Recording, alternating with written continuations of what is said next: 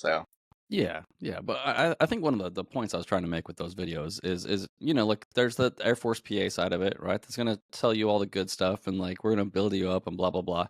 But, like, if the job's not enough for you, you know, if you getting better isn't enough for you, like, when you put it on your resume, people aren't gonna necessarily understand what that means, but if you as a person, you're gonna be totally different on the other side, you know?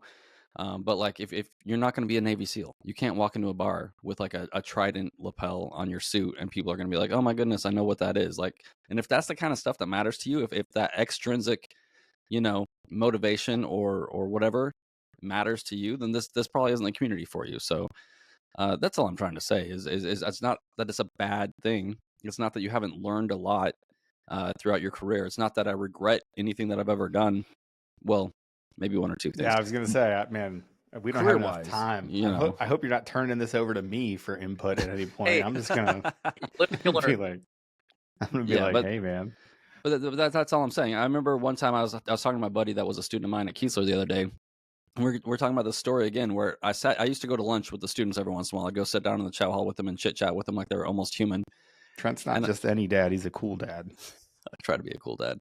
And there were like 4 new guys. And I gave them that speech. I was like, hey, like this isn't the job where people are going to understand like what you do. No one's going to like see the sacrifices. Like a lot of the stuff that we do is pre-war and all these other things and contingencies and like it's not going to matter to most people. So if the job isn't enough for you, if you can't look in the mirror and be like, this was enough and I'm appreciative of everything that I've gained and was able to do, even though nobody else knows, then it's not the job for you. And I had like 3 or 4 quitters the next morning, you know, because they're like, yeah, I always thought I was going to write a book and people are going to love me and my girlfriend No, back this home is is going to think different. this is cool. It's like no one is. Yeah. That's not what this is.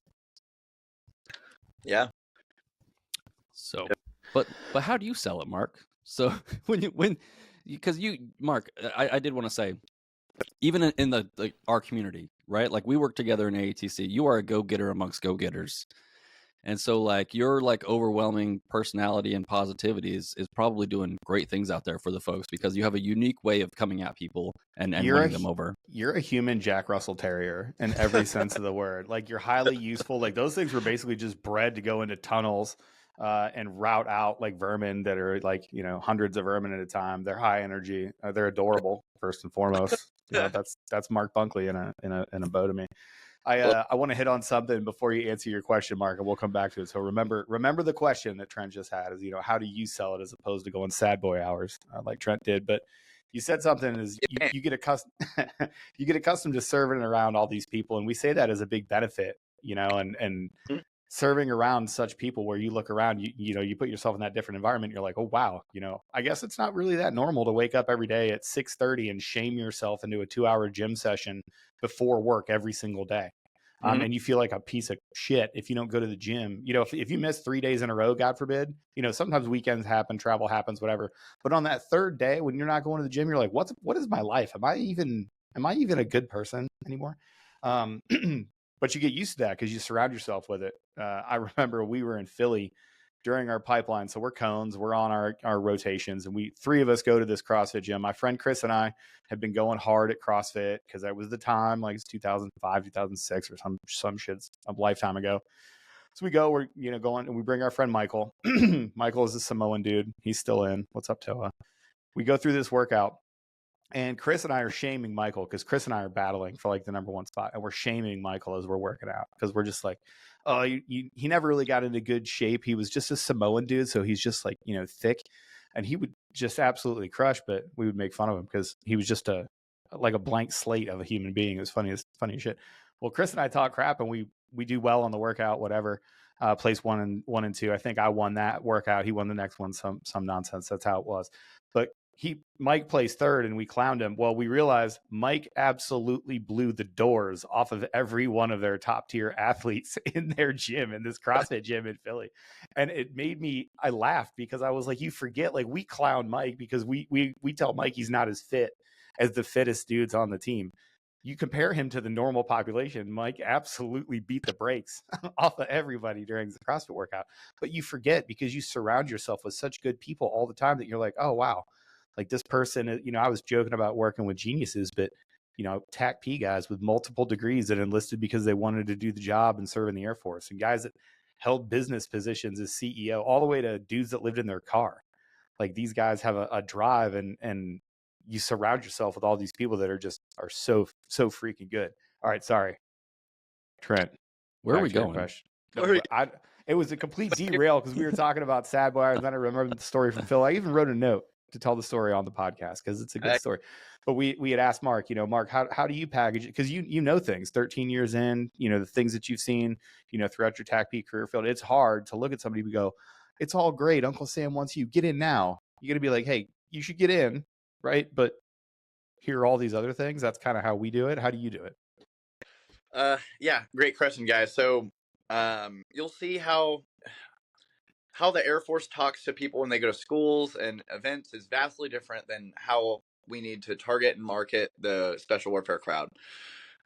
You see like a lot of Air Force recruiting Instagrams, like every recruiter's got social media and they put out videos and whatnot. And it's really frustrating to see videos like, oh yeah, join the Air Force. Our basic training is the easiest.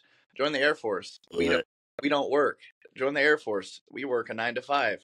I swear to God, if you ever see me on a trend, if you ever see me hop on a trend like that, shoot me right in the face, because I've lost it. I've lost the thread. I've officially become that old person. You know what I mean? Like, oh man. No, like I understand why they do it. Like, especially going to some of the schools that I go to. And I'll say a lot of the students nowadays, very, very good young Americans. But then you go to some places, you're like, wow, this is our future. We are not in a good spot. So, but on average, we're in a good spot. There's a lot of good students, a lot of good athletes still out there.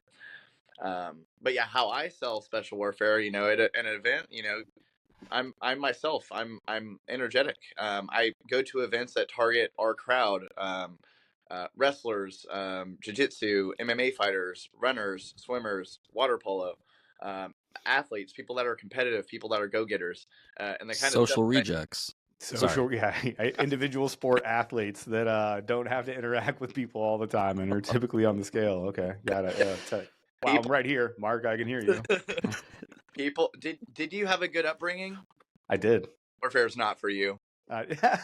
Social warfare is not. That explains my career. Excuse me, do your parents love you? No, you go see someone else. Two loving parents at home. Do you have any problems with, I don't know, maybe getting your dad's affection for anything? Was it a lifelong thing that you have a concept? No. Okay. Do you deal well with authority? No. I'm just. Do you really like authority? No, you don't. Oh, come here. No, we got to stop for you. I'm just kidding, guys. That goes against the 8 characteristics that we look for. But some of, like, a typical event, I'll walk up, I'll say, hey, what's up, guys? You trying to join the Air Force? I have wrestlers like cold shoulder me. They're like, no, we're trying to join the Army or the Marines. I'm like, let me guess. You want a challenge? You want to do something amazing? You want to live a life that you won't regret? Well, let me tell you what. We have Air Force Special Warfare. We globally access anywhere in the world. We provide precision strike and personnel recovery. They're like, oh, okay, weird old man. Why are you talking so fast? And I'm like, guys, hear me out. You want to join the Marines or the Army? You want a challenge? The Air Force has special warfare. We have very tough jobs with very tough training. Not a lot of people make it through. And yeah, you go through the whole global access to precision strike, personnel recovery. We have PJs. We have SR guys. We have combat controllers, TACPs. Oh, what are those? Oh, we were the first in the fight. We established Austria Airfield to gather ground intelligence to pack back to high Army commanders. You're the first in. We embed with ground units, Navy SEALs, Special Forces teams, big Army units, Marine units, and we are their air support. We're the guys on the radio calling in the airstrikes and saving the day. Pararescuemen, rescue and medical experts, the Department of Defense rescue experts. These are the guys that people call when they need help. Any special unit, any movie that you see, all the Black Hawk Down, there's pararescue in there. They just don't mention it. They don't mention there's one Air Force guy on that team. But yeah, then they're like, oh man, the Air Force has stuff like this. I didn't even know that. I'm like, yeah, man, and we're gonna treat you a lot better. You're gonna have a lot better quality of life. The enlistments are massive. The re-enlistment bonuses massive. There's a bunch of hot dudes. I'm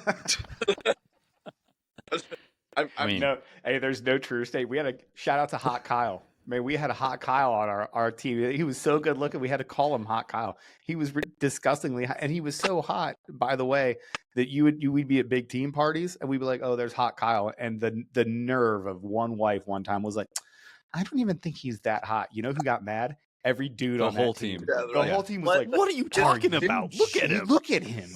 He's Hot Kyle. He's strong. The dude snatches 285 and walks it off. He runs 530 miles. And he's good at his job. Get out of here. He's all square. Every time he put his kid on, and I heard music one time. Dang it, Susan. We were living. Yeah, a lot of hot dudes. I didn't want to interrupt. Go ahead.